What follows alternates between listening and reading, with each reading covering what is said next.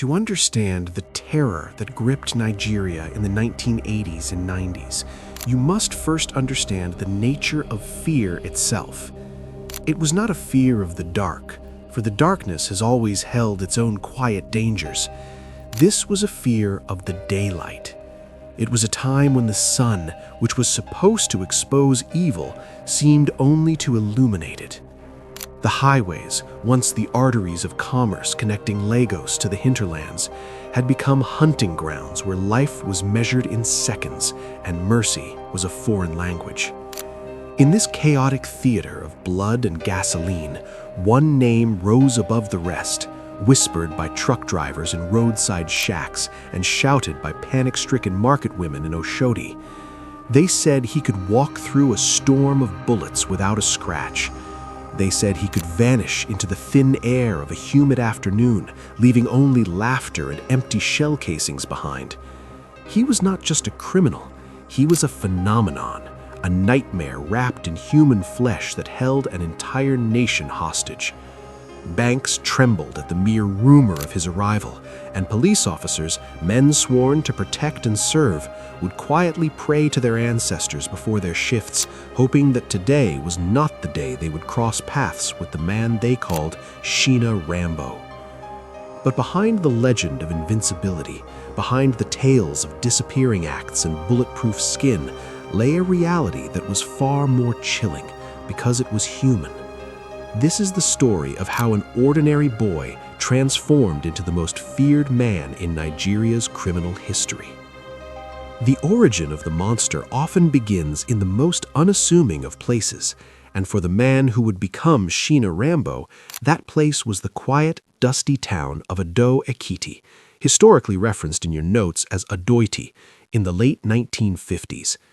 It was here, under the cover of a heavy evening rainstorm that seemed to wash away the heat of the day, that a baby's cry pierced the silence.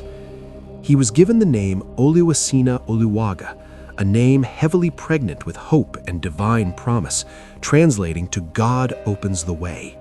It was a name that suggested a destiny of light, of barriers being broken for the sake of progress.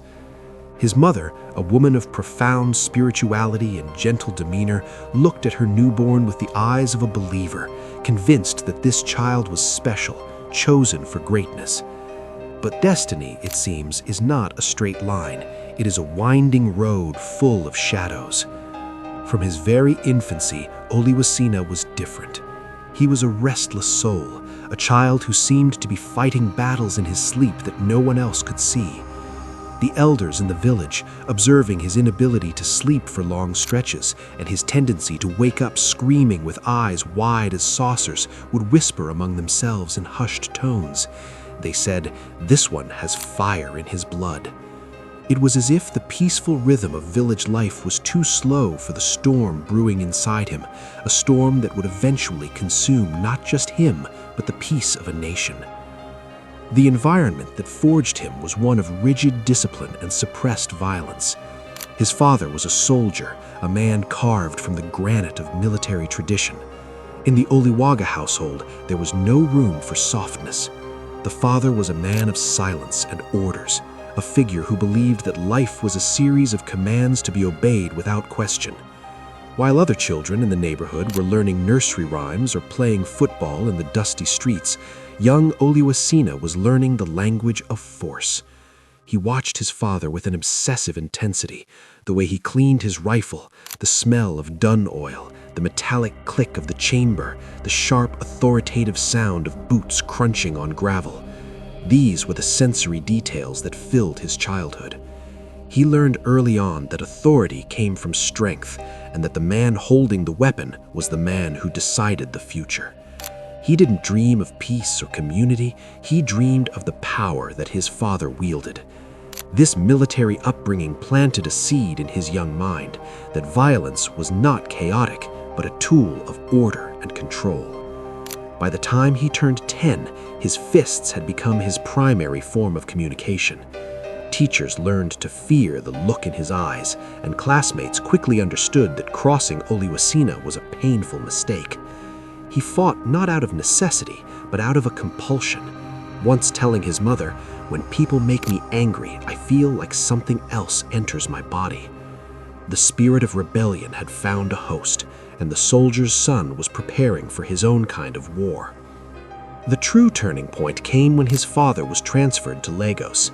If Ado-Ekiti was a quiet stream, Lagos in the 1970s was a raging ocean. It was a city of stark contrasts, where extreme wealth rubbed shoulders with crushing poverty, and where the hustle was the only religion that mattered. The teenage Oluasina followed his father to this concrete jungle, and it was here that the final cracks in his moral foundation began to form. Lagos didn't care about his military discipline. Lagos cared about survival. The city was a chaotic symphony of honking cars, shouting conductors, and the smell of exhaust and roasting meat. In this environment, Oluasina saw a new kind of power, not the rigid power of the soldier, but the fluid, ruthless power of the hustler. He realized that in Lagos, you had to bite before you were bitten. It started small, as these things always do, a gradual descent into the underworld. He fell in with a gang of boys in Oshodi, street urchins who specialized in stealing car parts from vehicles parked overnight. At first, it wasn't about the money. He didn't need the Naira notes to buy bread. He joined them because he was addicted to the thrill. The rush of adrenaline when prying off a hubcap, the heart-pounding sprint when a watchman blew his whistle, the camaraderie of outlaws. This became his drug. He was feeding the fire that the elders had seen in him as a baby. It didn't take long for the soldier's son to outgrow the petty crimes of his peers. While the other boys were content with stealing side mirrors and radios, Oluasina wanted more. He naturally gravitated towards leadership, his military background giving him a tactical edge that the street boys lacked. He organized them, disciplined them, and taught them that fear was a choice. By the time he turned 20, the name Oluasina was fading, replaced by the moniker that would define an era, Rambo. Named after the Hollywood character who took on entire armies alone, the name fit him like a second skin. But unlike the movies, the bullets flying around Shina were real, and the blood that spilled did not wash off when the director yelled, "Cut." He was already known to the local precincts as the ghost that robs in daylight.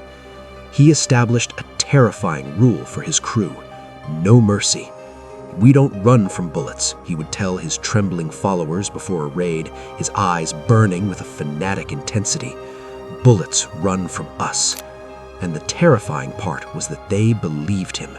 They watched him stand his ground when others fled, and they saw him survive situations that should have killed him. This belief in his own invincibility became a self-fulfilling prophecy, propelling him from a street thug to a legend in the making. The stage was set, the actor was ready, and Nigeria was about to witness a performance of violence that it would never forget. As the ambition of Shina Rambo grew, so did his realization that physical strength alone would not be enough to conquer the underworld of Nigeria.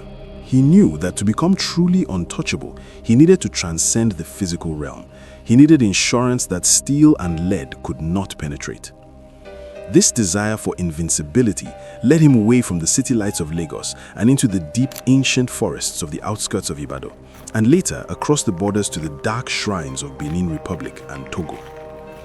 This was the beginning of his descent into the occult, a journey that would strip away the last remnants of his humanity.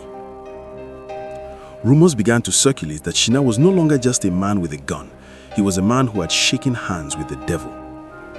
He sought out the most feared herbalists and witch doctors, men who dwelt in the shadows, dealing in charms, amulets, and incantations. He did not go to them for wealth. He went to them for life. The rituals he underwent were not for the faint of heart. It was whispered in the marketplaces that he bathed in concoctions of black soap mixed with human blood, that he slept inside open graves to familiarize himself with death, and that he made terrifying vows before idols that promised him immortality in exchange for his soul. The transformation was psychological as much as it was spiritual. Whether the charms truly worked or whether it was a placebo effect that granted him a maniacal lack of fear, the result was the same. Shina Rambo became reckless. He believed with every fiber of his being that he could not die by the gun. This belief was solidified during a legendary encounter on the Lagos-Ibadan Expressway. It was a raid that should have been his end. The police, acting on a tip-off, had set a perfect ambush. As Shina's gang approached, the officers opened fire with everything they had. The air turned into a storm of lead. Cars were riddled with holes, glass shattered into dust, and bodies fell. When the smoke finally cleared, silence descended on the highway. Every single member of Shina's gang lay dead or dying in the wreckage. The police moved in to inspect the bodies, confident that the reign of terror was over. But then, movement. From the twisted metal of the lead car, Shina emerged.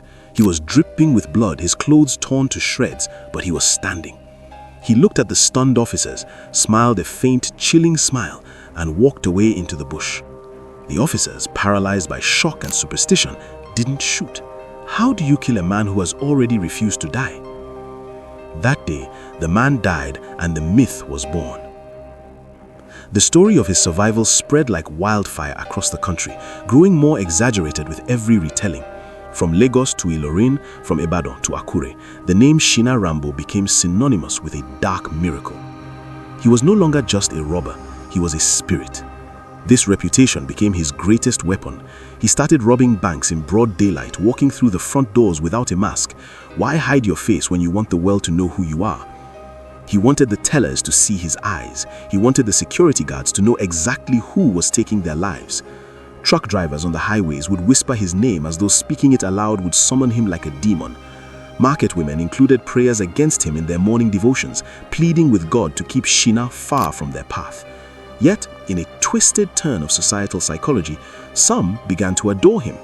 To the crushing poverty of the underclass, he was a modern-day Robin Hood, a man who punished the corrupt rich and the ineffective police. They ignored the bloodshed and focused on the audacity. He was the finger snapped in the face of authority, a chaotic force that leveled the playing field, if only for a moment. But the deeper Shina went into the world of crime and occultism, the more he became a prisoner of his own legend. He began to embrace the supernatural persona completely. During operations, he would sometimes wear charms over his naked body, a terrifying sight that sent victims scrambling in panic.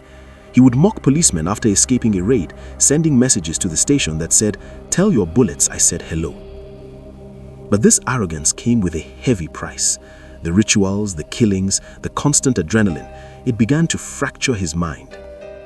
He visited powerful witch doctors in Dahomey, seeking ever stronger protections, told that he was born under a spiritual covenant of blood, a warrior spirit who would rule by fear. He came back more dangerous, but also more isolated. He believed in the gospel of fear. If they fear me, they can't fight me. And for a long time, he was right. But behind the smoke, the killings, and the dark fame, the man once called Oluasina was screaming for help. Witnesses and former associates would later say that on some nights, they saw him standing in the forest alone, shouting into the empty air, "Why can't I stop?" He had become a slave to the very powers he sought to control. The rituals had made him untouchable to bullets, perhaps, but they had left his soul exposed to a different kind of torture. He could no longer sleep without dreams of blood. Every face he shot at night came back to haunt him by day.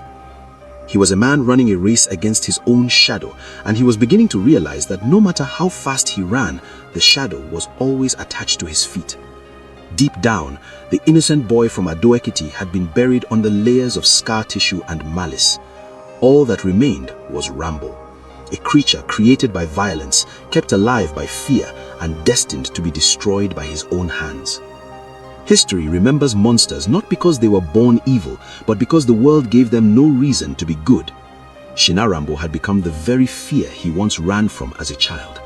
And as the 1980s drew to a close, he was about to learn that every armor has a chink, and every reign of terror has an expiration date. By the mid-1980s, Shina Rambo had transcended the role of a mere armed robber. He had evolved into a warlord, and the Nigerian highways were his conquered territory. He no longer operated with the frantic desperation of a common thief who steals and runs.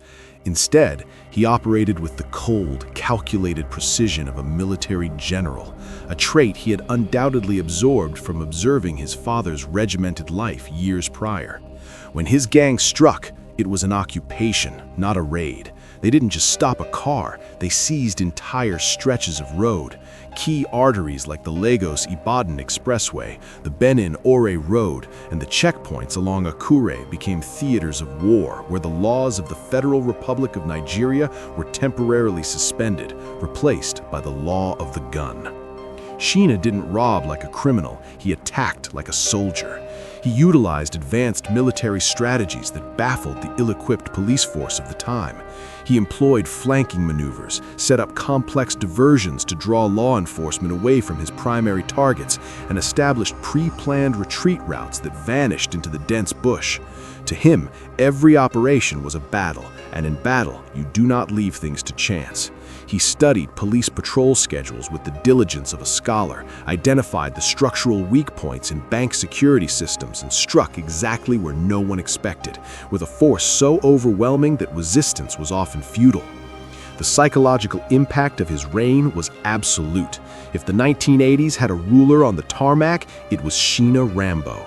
A terrifying folklore developed among the transport community. If you were driving and saw a piece of red cloth tied to a tree or a railing ahead, you did not ask questions. You slammed on your brakes, you turned your vehicle around, and you drove for your life. That red cloth was the sign that Rambo's men had established a perimeter. It meant that ahead lay a zone of death, where he was the judge, jury, and executioner. He would station his boys at strategic choke points, armed to the teeth with AK-47s and G3 rifles, weapons that were often stolen from the very soldiers and police vans sent to stop them. They stopped vehicles not just for money, but for the sheer exercise of control. In one particularly infamous incident that is etched into the memory of Lagosians, Shina Rambo's gang blocked the Lagos-Ibadan Expressway for 2 solid hours. Imagine the audacity required to hold a major national highway hostage for 120 minutes in broad daylight. They moved from car to car, robbing everyone in sight with a leisurely pace that mocked the authorities. By the time the police backup finally arrived, navigating through the gridlock of terrified civilians, they found nothing but the echo of Shina's laughter, burning vehicles, and a traumatized populace. A witness later told a newspaper reporter, "He walked among the bullets as if the air itself was shielding him. People said his charms turned the metal to sand before it could touch his skin." This brings us to a point in the story that defies logic. We are talking about a man who allegedly stood in the middle of a highway shootout and survived without a scratch. The witnesses swore it was magic. The police claimed it was corruption and informants protecting him. I want you to pause the video right now and go to the comments section. Write this down. Do you believe that Odeshi, the spiritual protection against bullets, is real? Or do you think Shina Rambo's invincibility was just a myth created by fear and police incompetence? Was it supernatural power, or was it psychological warfare? Type supernatural or myth in the comments below and tell me why. I will be reading and pinning the best theories. Behind these fearsome operations lay a darker engine, a spiritual covenant that fueled his escalating madness. One of his gang members, who was later arrested and interrogated, confessed that the preparation for these robberies was as ritualistic as it was tactical. Before every major operation, the gang would gather in the deep recesses of the forest, away from prying eyes. There, Shina would commune with unseen forces, speaking into the darkness and asking for invisibility and strength. They bathed in black water mixed with potent charms and donned specific amulets around their necks, one for protection, one for death. For Shina, the robbery was no longer just about the naira, it was about feeding a spiritual hunger that no amount of money could fill. He had begun to believe his divinity. To him, every bullet that whizzed past his ear and missed was not luck, it was divine proof that the gods favored him above all other men. Every policeman that fell before his gun was a necessary sacrifice to maintain his power. But terror, no matter how powerful, acts like a beacon. It attracts attention, and eventually it attracts a pursuit that cannot be outrun. The Nigerian government could no longer ignore the embarrassment. The police force, ridiculed daily in the press, grew desperate. A special anti-robbery unit, the Operation Sweep Task Force, was formed with a singular deadly mandate: end the reign of Shina Rambo. They studied his movements, they traced his hideouts, and they began hitting back with a ferocity that matched his. The police response was led by hard-nosed officers who were tired of retrieving the bodies of their colleagues. They began to close the net. But Rambo was always 2 steps ahead, a phantom who seemed to know the police's plans before they did. He had an extensive network of informants within the police force itself, corrupt officers who sold him information for a cut of the loot. Whenever a raid was planned, Shina often knew the exact hour it would commence. He would vanish into the bush minutes before the sirens wailed, leaving decoys behind to confuse the trackers. At times, he even ambushed the ambushers. There was a harrowing night in Ondo State when police stormed what they believed to be his hideout, expecting to catch him sleeping. Instead, they found themselves walking into a kill zone. Shina's men had surrounded the perimeter. When dawn broke over the forest, the ground was littered with empty shells and the bodies of fallen officers. The newspapers the next day screamed the headline, "Rambo strikes again, police slain in midnight ambush." He had become a shadow warlord, a phantom general ruling with blood and smoke, seemingly untouchable. But even the devil must eventually pay his dues. Power changes every man, but absolute power combined with absolute fear corrupts at a terrifying speed. By the late 1980s, the mind of Shina Rambo began to unravel. The camaraderie that had once held his gang together was replaced by a toxic atmosphere of suspicion and paranoia. He stopped trusting even his most loyal lieutenants, the men who had bled beside him on the tarmac. In his drug-fueled hazes and sleepless nights, he began to accuse them of betrayal, of plotting to sell him out to the task force. This paranoia was not entirely unfounded. The police price on his head was astronomical, but Shina's reaction was psychotic. Several of his own men were executed on his direct command, buried in shallow, unmarked graves in the very forests they once used as sanctuaries. He no longer robbed just for money. He robbed to prove a point, to demonstrate to the world and to himself that no one could touch him. He once told a captured police officer holding the man's life in his hands, "You wear a uniform, but I am the law here." He started taking insane risks, visiting nightclubs in disguise, throwing money in the air and laughing like a king among ghosts. He built secret relationships with powerful men, politicians, businessmen, and traditional rulers who used his influence for their own dark dealings, further inflating his ego. To them, he was a weapon to be used. To the people, he was a curse to be endured. The turning point came with the death of one of his closest allies, a man known as Sunday Ide. Sunday had been with Shina from the beginning, but the weight of the life was becoming too much. When Sunday expressed a desire to leave the gang, to retire with his share and disappear, Shina saw it as the ultimate treason. He executed Sunday Ide publicly in front of the rest of the gang as a grim warning. Nobody leaves Rambo. But this act of brutality backfired. Instead of cementing loyalty, it bred resentment. The fear that kept his men in line began to turn into hatred. The police, sensing the fracture, intensified their pressure. The special task force under the police leadership during the era of inspector generals like Sunday Adewusi and his successors was relentless. Their mission was simple: find Shina Rambo, end him. But Rambo didn't hide, he taunted them. He once sent a brazen message to the police headquarters in Lagos that read, "You can't arrest a spirit." But the spirit was running out of time.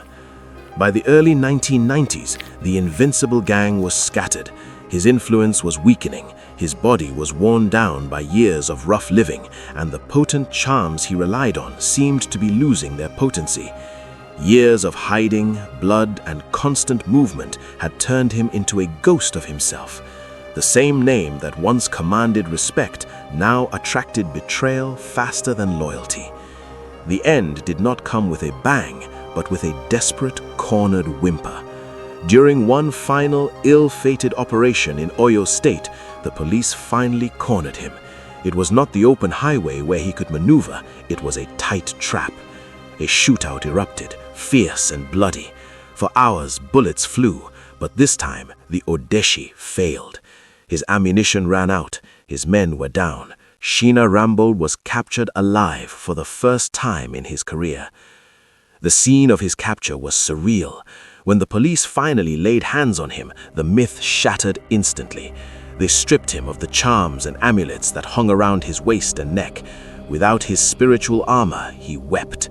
When they shaved his hair, a common police practice to strip a criminal of his power, he trembled like a child. The fearless warlord who once mocked death and told bullets to run from him, finally bowed before the reality of his mortality.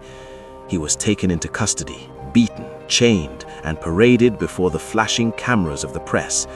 The man the world thought was immortal now stood as living proof that every reign of terror has an ending. The nation watched in disbelief as the invisible man was displayed in irons. But as he was dragged away to the cells, no one knew that the strangest chapter of his life was yet to be written.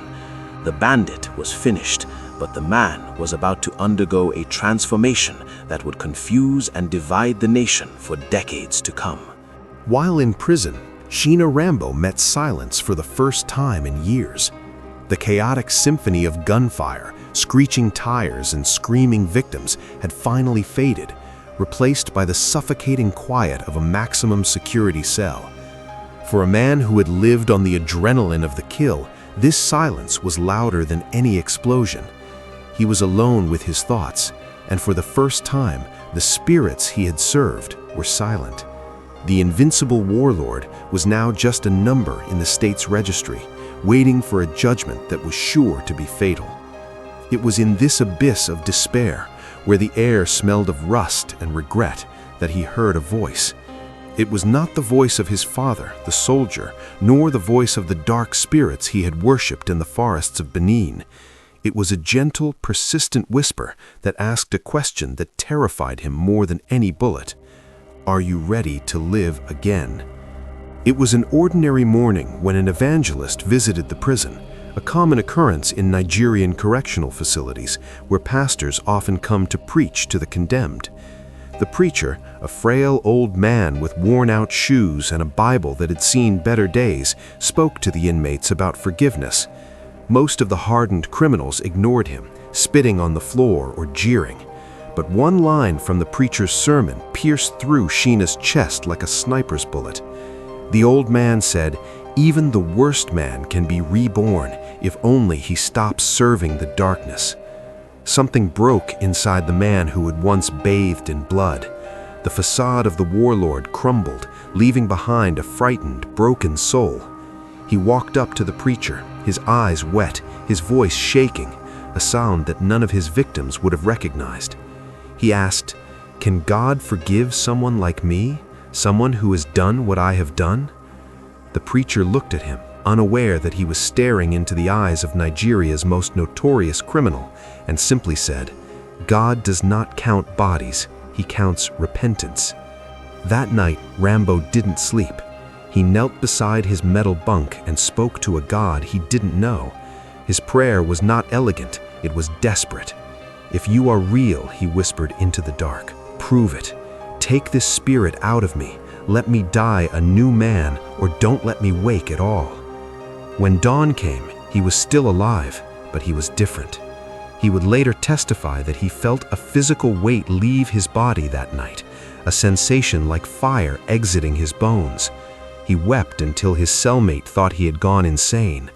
For the first time in his life, Shina Rambo cried not from fear of capture, but from the overwhelming relief of freedom. He began reading the Bible with the same obsessive intensity he had once applied to military strategy. He fasted, he prayed, he told inmates that he saw visions of a man in white who told him, "You cannot serve two masters."